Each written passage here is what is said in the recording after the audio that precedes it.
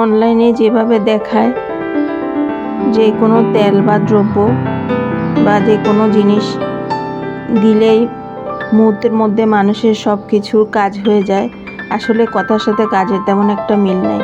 আসসালামু আলাইকুম, সবাই কেমন আছেন? আশা করি সবাই ভালো আছেন। নতুন আরেকটা ব্লগ দেখার জন্য সবাইকে আমার চ্যানেলে ওয়েলকাম করছি। এটা একটা হেয়ার প্যাক আর একটা তেল কিনেছিলাম অনলাইনের একটা পেজ থেকে।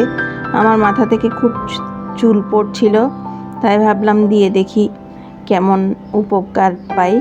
আসলে কিন্তু তেমন একটা ফল পাইনি, তারপরও আমি দিয়ে যাচ্ছি, আশা ছাড়িনি।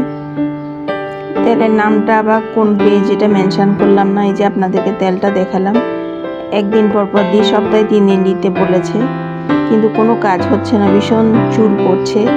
কেউ যদি কোনো ঘরোয়া টিপস কারো জানা থাকলে কমেন্ট করে জানাবেন, কি দিলে চুল পড়া বন্ধ হবে।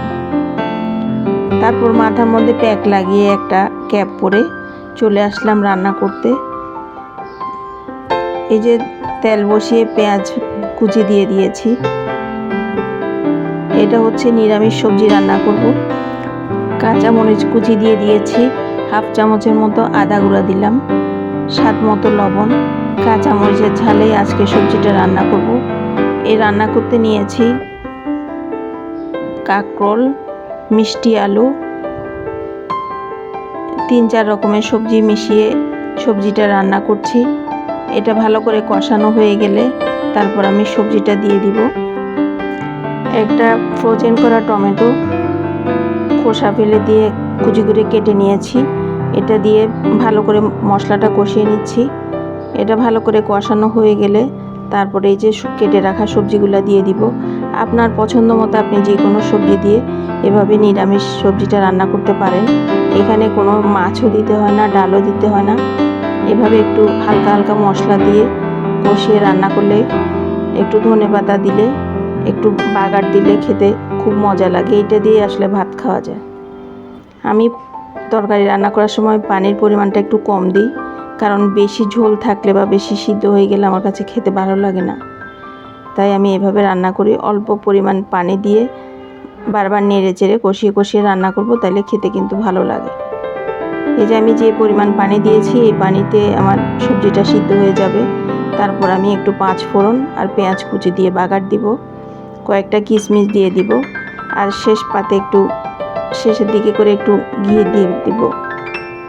যারা আমার ব্লগ দেখতে দেখতে এ পর্যন্ত এসেছেন তাদেরকে অনুরোধ করব, একটা লাইক দিয়ে ব্লগটা দেখা শুরু করবেন। ভালো লাগলে আমার চ্যানেলটা সাবস্ক্রাইব করে দিবেন।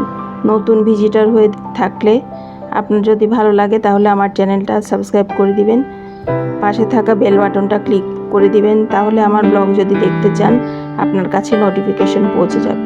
আপনাদের সাথে কথা বলতে বলতে আমার রান্নাও হয়ে গেল। আমি এখন ঘি দিয়ে দিলাম, বাগারটাও দিয়ে দিয়েছি। এই যে এখানে কাতলা মাছ রান্না করার জন্য নিয়ে নিয়েছি। এটা ভালো করে ধুয়ে এই কাতলা মাছগুলো ভুনা করে নিব। কাতলা মাছ আমার ভুনা করা হয়ে গিয়েছে। দুপুরের লাঞ্চের জন্য কাতলা মাছ ভুনা করেছি। এটা পরের দিনের একটা ভিডিও ক্লিপ।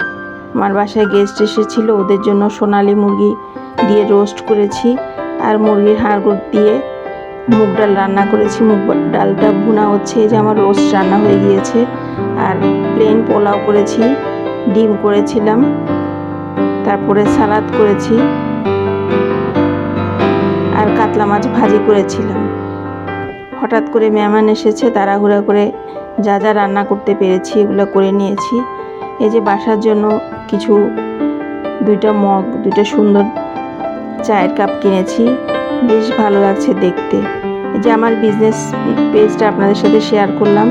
যারা আমার চট্টগ্রাম শহরে থাকেন বা যে কোনো জায়গায় থাকেন, চাইলে আমার এই বিজনেস পেজের থেকে বেডশিট নিতে পারেন, আপনারা অনলাইনে অর্ডার করতে পারেন। পেজে দেওয়া নাম্বার আছে। আবার দেখা হবে নতুন কোনো ব্লগে। সে পর্যন্ত সবাই ভালো থাকবেন।